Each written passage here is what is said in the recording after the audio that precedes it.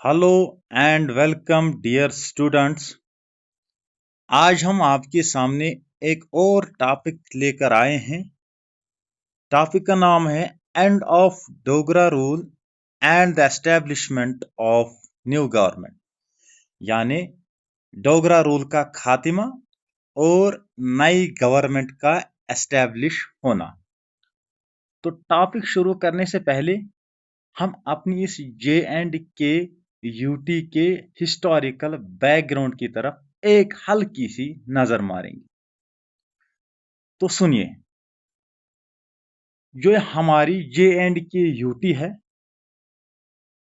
इसकी foundation lead की थी महाराजा गुलाब सिंह ने। यानी महाराजा गुलाब सिंह जो थे, इन्होंने ही जे एंड के स्टेट की फाउंडेशन लेड की थी, बुनियाद डाली थी महाराजा गुलाब सिंह ने इस हमारी जे एंड के स्टेट की।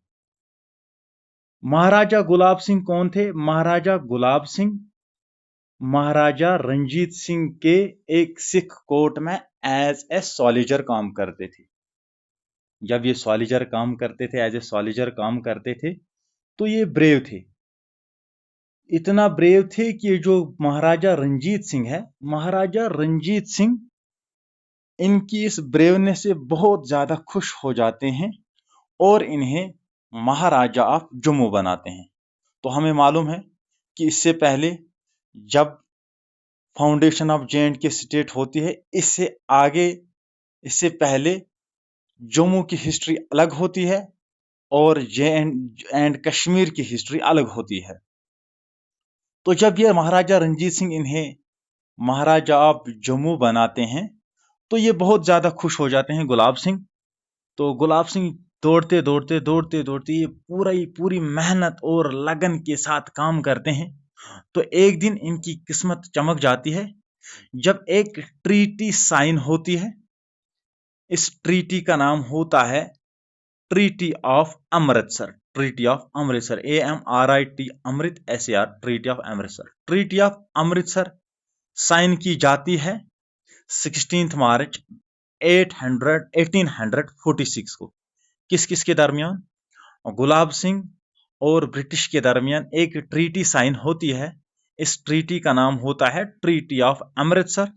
कब साइन होती है? 16 मार्च 1846 में। और इस ट्रीटी में गुलाब सिंह को महाराजा बनाया जाता है। खाली जम्मू का नहीं, अब कश्मीर का भी महाराजा बनाया जाता है गुलाब सिंह को। और गुलाब सिंह इसके बदले में अंग्रेज को देते हैं 75 लाख नानक शाही रुपीज, ब्रिटिशर्स को देते हैं। अब ब्रिटिशर्स गुलाब सिंह को महाराजा बनाते हैं जम्मू एंड कश्मीर की। तो इस स्टेट जम्मू एंड कश्मीर की बुनियाद तभी से पड़ती है, यानी 16 मार्च 1846 में, जब ट्रीटी ऑफ अमृतसर साइन की जाती है ब्रिटिशर्स और गुलाब सिंह के दरमियान। तो गुलाब सिंह रूल करते हैं इस जम्मू एंड कश्मीर में। गुलाब सिंह रूल करते हैं 1846 से लेकर 1857 तक। इसके बाद गुलाब सिंह के सन आते हैं रणबीर सिंह। रणबीर सिंह यहाँ पे रूल करते हैं 1857 से लेकर 1885। या आपको ये डेट्स याद नहीं रखने, लेकिन थोड़ी आपकी आसाइश के लिए, आपकी इजीनेस के लिए मैं ये डेटे पूछ लेता हूँ, मैं डेटे बता देता हूँ आपको साथ साथ में।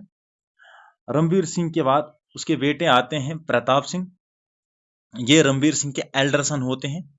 ये रूल करते हैं इस जम्मू एंड कश्मीर स्टेट पे 1885 से लेकर 1925 तक। और प्रताप सिंह के अपने कोई बेटे नहीं होते, तो ये अपने निफ्यू को यहाँ के नए महाराजा घोषित करते हैं और इनके निफ्यू का नाम होता है हरि सिंह। हरि सिंह यहाँ के महाराजा बनते हैं 1925 से लेकर 1948 तक। तो यही लास्ट महाराजा होते हैं, यानी हरि सिंह यहाँ के लास्ट महाराजा होते हैं। इस जम्मू एंड कश्मीर स्टेट के लास्ट महाराजा हरि सिंह होते हैं। तो यही, इसके बाद हम देखेंगे क्या हुआ यहाँ पे। तो हम सीधे ही आपकी इस किताब से पढ़ेंगे क्या हुआ इसके बाद। तो ये मैंने थोड़ी हिस्टोरिकल बैकग्राउंड दी अपनी J&K स्टेट की, तो अब हमें आसान हो जाएगा समझने में। तो देखिए क्या लिखा है।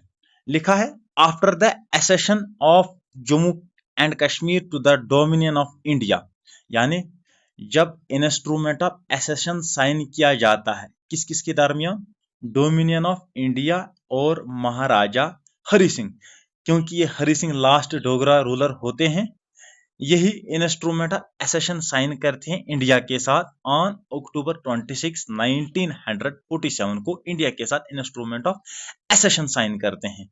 एसेशन का मतलब है कि इल्हाक, ये इल्हाक इंडिया के साथ साइन करते हैं कब, अक्टूबर 26 1947 को। करते कौन है, करते हैं डोगरा के लास्ट रूलर हरि सिंह। हरि सिंह करते हैं instrument of accession sign India के साथ। जब इनके साथ इंस्ट्रूमेंट ऑफ एसेशन साइन करते तो क्या होता है, महाराजा हरि सिंह जो है ये शेख मोहम्मद अब्दुल्ला को अपॉइंट करते हैं as head of emergency administration on October 30 1947। यानी जब इंस्ट्रूमेंट ऑफ एसेशन साइन किया जाता है डोमिनियन ऑफ इंडिया के साथ, तो ये महाराजा हरि सिंह शेख मोहम्मद अब्दुल्ला को अपॉइंट करते हैं। क्या अपॉइंट करते हैं, इमरजेंसी एडमिनिस्ट्रेशन, कब, अक्टूबर 30 1947 को। अक्टूबर 30 1947 को हरि सिंह शेख मोहम्मद अब्दुल्ला को अपॉइंट करते हैं as a head of the emergency administration. अब शेख अब्दुल्ला क्या, Sheikh Abdullah functioned as chief emergency officer till 5 March 1948। ये जो शेख अब्दुल्ला होते हैं ये फंक्शन करते हैं एज चीफ इमरजेंसी ऑफिसर कब तक, 15 मार्च 1948 तक। यानी इनको बनाया गया था emergency head of the emergency administration कब, अक्टूबर 30 1947 को। और ये फंक्शन करते हैं चीफ इमरजेंसी ऑफिसर कब तक, 5 मार्च 1948 तक। तो ये एमसीक्यू पूछा गया था इस साल। बताए शेख मोहम्मद अब्दुल्ला ने कहां तक फंक्शन किया as a chief emergency officer, तो इसका सीधा सीधा आंसर था 5 मार्च 1948 तक।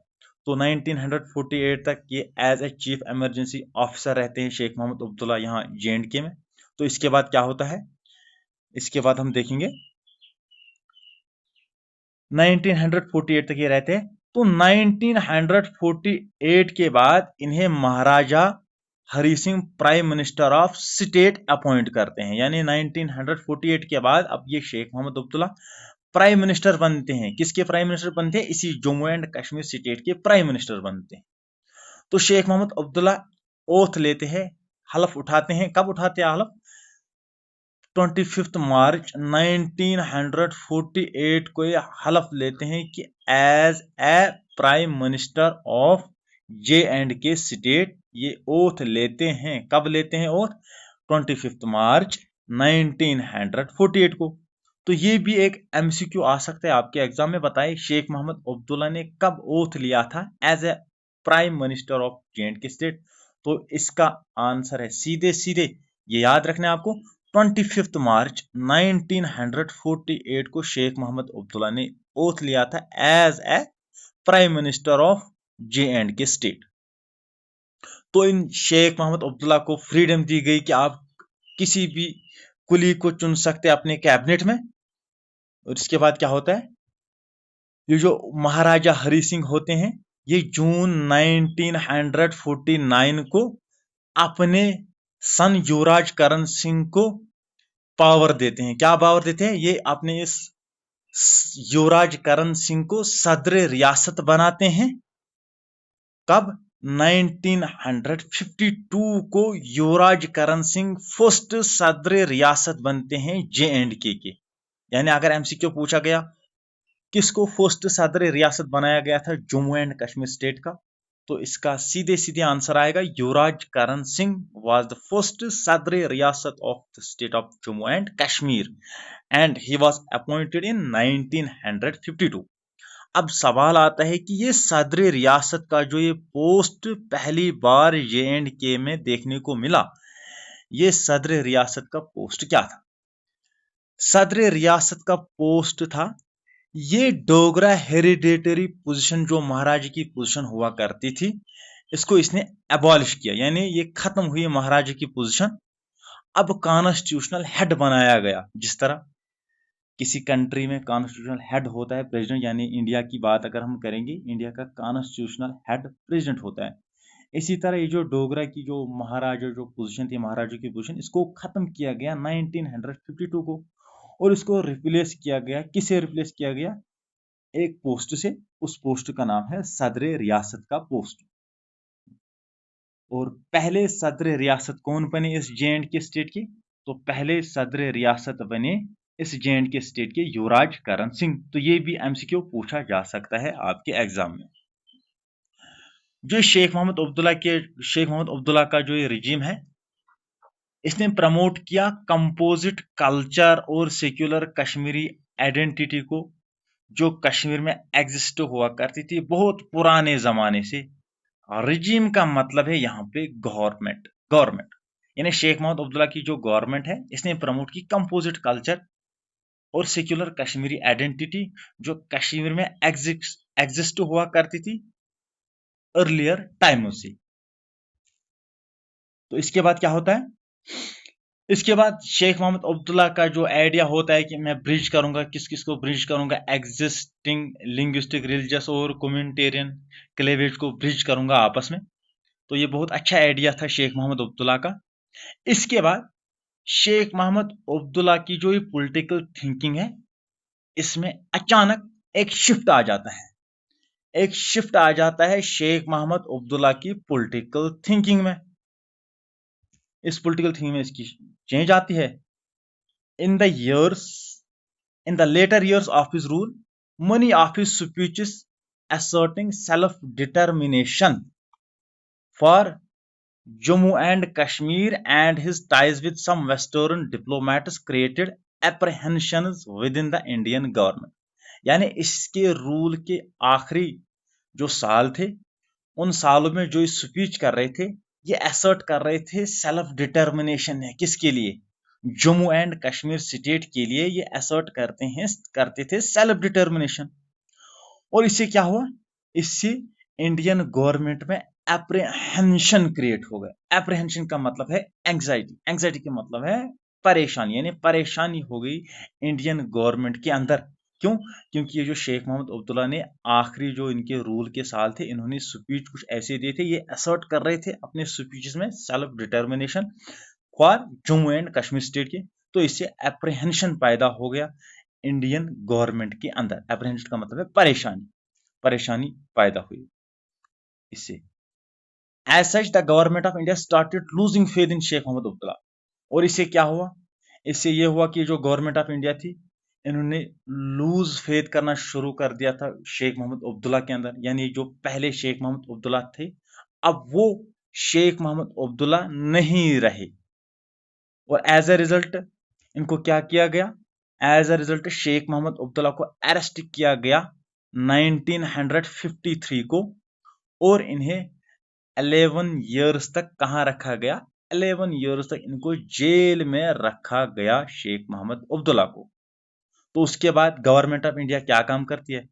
गवर्नमेंट ऑफ इंडिया इसी के डिप्टी जो बख्शी गुलाम मोहम्मद थे, इनको नेक्स्ट प्राइम मिनिस्टर बनाते हैं 1953 में।